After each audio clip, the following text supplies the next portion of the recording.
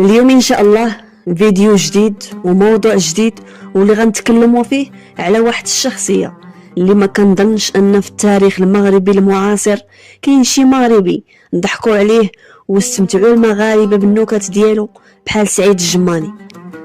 لكن المقربين ليه كيقولوا ان سعيد الجماني ما كانش بهذيك السذاجه وما كانش بهذيك العفويه اللي كانوا كيوصفوه به المغاربه في النكت ديالو.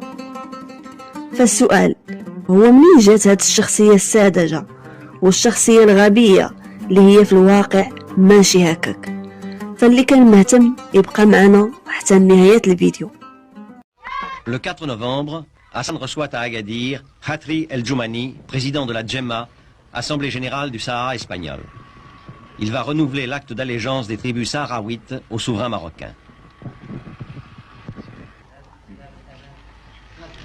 Geste traditionnel, le don du burnou royal doit charger les épaules d'une nouvelle responsabilité. Le ballet diplomatique s'accélère. On parle d'une intervention de l'Algérie, de la détermination espagnole à ne pas laisser pénétrer les marcheurs.